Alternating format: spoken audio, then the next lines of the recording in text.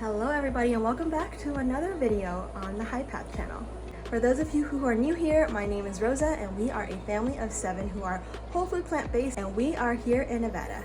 We are the family behind Eden Body Care, which is a goat milk skincare company. We also run a blog called highpath.com. We are a large family and we love to share all of our recipes on whole food plant-based, as well as all of the adventures that we have on our homestead, building it up and showing you some of the projects that we have. Now let's talk about today's video. Today we are showing you some of our snacks that we are loving and just some snack ideas, some whole food plant-based snack ideas that you can incorporate in your home. Now if you are like us, we are lovers of snacks. We are huge snackers, especially me. I love to snack. So whenever I have a craving for something crispy or like something salty, I have something other than potato chips and just store-bought items. Now we do have a few store-bought items that I am going to show you that we can also amp up a little bit, which is going to make it really, really delicious. So I am excited to show you what we have in stock.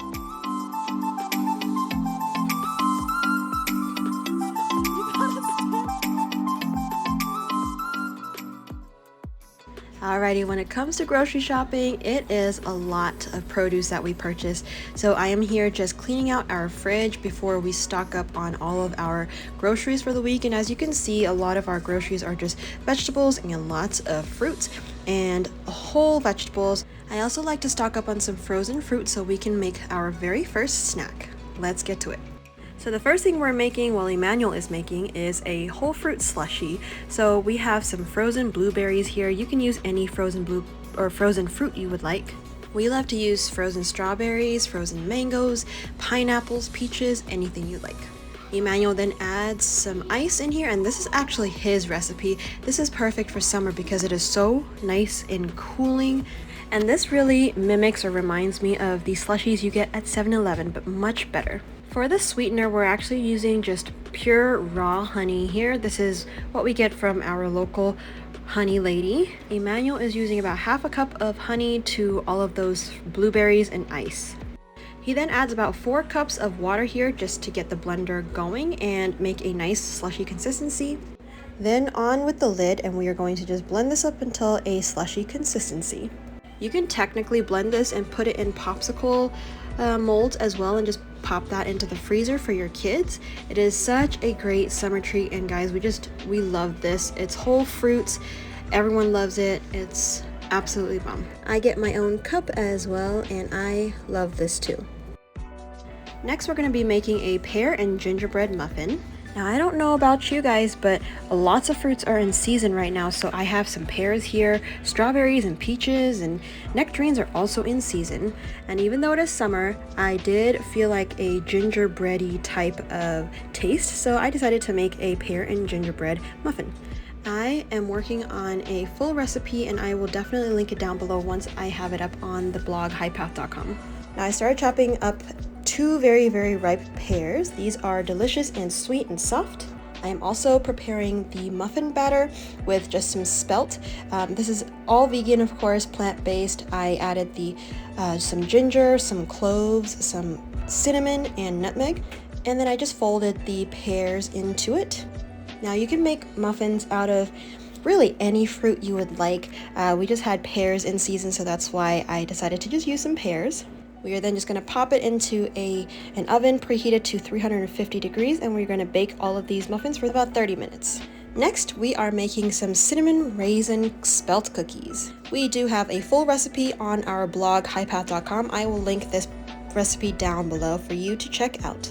Now, we don't often make cookies, but I decided I wanted to just make a batch of cookies for our kids. These are nice and sweet and chewy, crispy on the outside and then soft and chewy on the inside. We love it. With these cookies, you want to just sort of space them out a little bit more than what I did here. Now, when I did this, I didn't know it was going to spread that much, but once we made them, it really did stick a little bit to each other. I'll show you later. So into the oven these cookies go as well, and we will just cook these and bake them for about 10 minutes.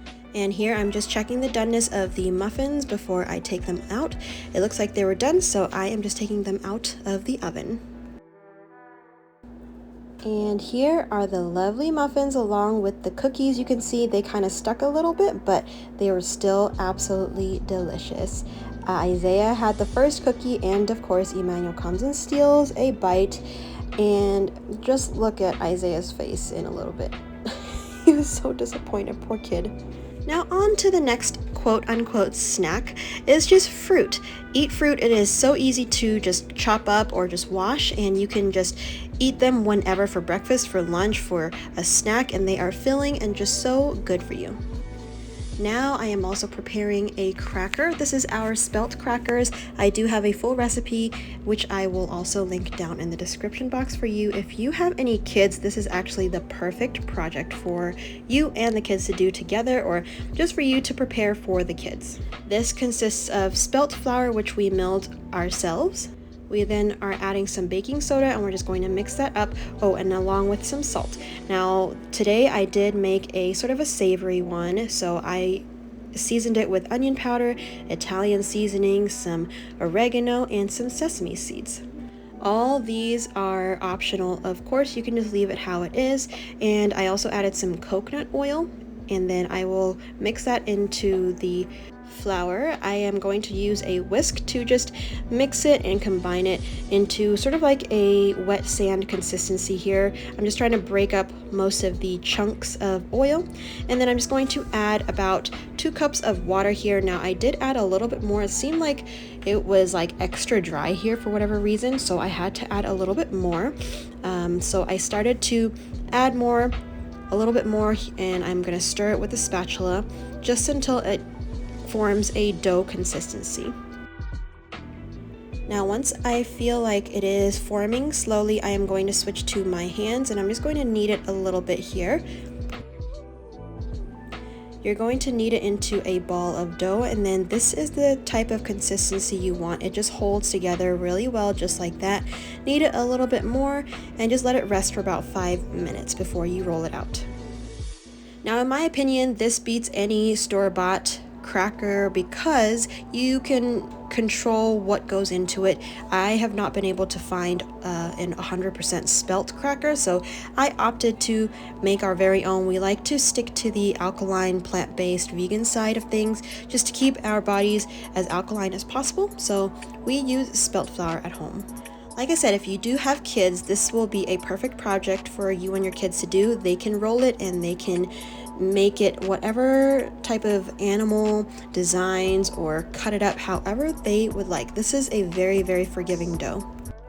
Now as for today, I just wanted to film this, and so I wanted to just make it myself, and it's a nice treat for the kids after I've made it. So I am rolling it out, and then I'm just going to cut it with a knife here. You can use a pizza cutter. You can use really anything. If you want to even use a cookie cutter, you can do that too. And then we're just going to put it on a lined baking sheet here, and we're going to space it out. Now it does not puff up too much. This is the thickness that I went for. You can definitely go thinner. The thinner, the crispier, the thicker, more like crackery type of texture that you get. Now this will go into the oven at about 375 or 400 for about, I would say, 20 minutes or so, just until it is golden brown, and you can just transfer these onto a bowl, and you can just keep it in an airtight container until you need to use them. We love making homemade crackers, and we will never buy crackers again. Next, I wanted to show you how to make our coconut bacon. I'm going to start off with a bag of organic coconut chips.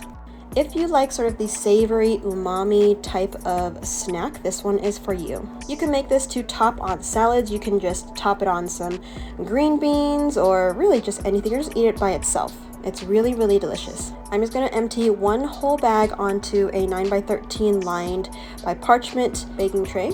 This is the texture and how it looks like up close, and I'm just going to spread it out like so. Now onto the seasonings. We are adding some organic coconut oil here. We're also going to add some coconut aminos, which gives it a lovely salty yet sweet taste to it. We love using this. It's a great substitute for soy sauce. And then you can just season it however you like. I have some paprika for some smokiness and some onion powder just for some of that oniony deliciousness, and you can also use some garlic powder, which we opted not to use. We're just going to then mix it until everything is well combined. You want all of those flakes of seasonings on every single chip as much as you can. And when I was stirring it, it did look like I needed a little bit more coconut aminos, so I added a little bit more, and 1 more tablespoon of organic coconut oil just to give it more of a crispiness once you bake it in the oven. Once that's done and mixed through, we're going to just put this into an oven at 400 degrees, and you want to set a timer for 5 minutes and check up on it every 5 minutes because these can burn very quickly. So after about 5 minutes, this is what it looks like. You see that some of the coconut chips are still not browned yet, so I put it in for another 5 minutes. I checked up on it, and then I did it one more time after that, and this is what you get: delicious coconut chips. Now the next items are really just very simple snacks that we like to eat too. We have some nuts and seeds, some nut butter, and also some dates. Obviously for nuts and seeds, you can go ahead and snack however you like. We love snacking on them on its own. So now I also wanted to show you, you can definitely just pair your dates with your nuts and seeds. I also like to do these dates with a spread of nut butter. So here we have some almond butter. You can use sunflower butter, peanut butter. Really, I've heard that peanut butter is really not the best for you, so we normally opt for some other nut butters. Now poor Isaiah, he was getting bullied by his brothers or sisters or whatever happened, so I invited him to have the first bite of these delicious dates, and he loves them. Another easy snack is just organic seaweed, and we love to get this at the store. You can get it really at any grocery store, it seems like now, and I just love to eat it by itself, or you can also just maybe even make sushi. You can wrap this with some quinoa. It is lovely and it is crispy if you want that crispiness, but you don't want to be like full. It's just crispy and umami-y. It's lovely, very easy. We don't often get these, but when we do, it just goes by so quickly. And last but not least, I have found these organic coconut chunks at our local Smith's. It is just pure organic coconut, and this is what it looks like. It is just like the flesh of the coconuts. So this is my spread. Once we put the kids to bed and we had a little bit of time to just watch a movie, I had all of these delicious snacks. Thank you so much for watching, you guys. We hope that this inspired you to eat more plant-based and of course snack more plant-based. You do not have to compromise, even if you are, just starting out as a whole food plant-based or a vegan person. There are so many things that you can eat, and just to really snack healthier. Really, this is a video to just show how snacks could be healthy, and I hope that you are going to try some of these out and let us know in the comments what you think. Now once again, thank you so much for watching, and we hope that you subscribe to this channel, and we can't wait to see you on the next video. We'll talk to you later. Bye.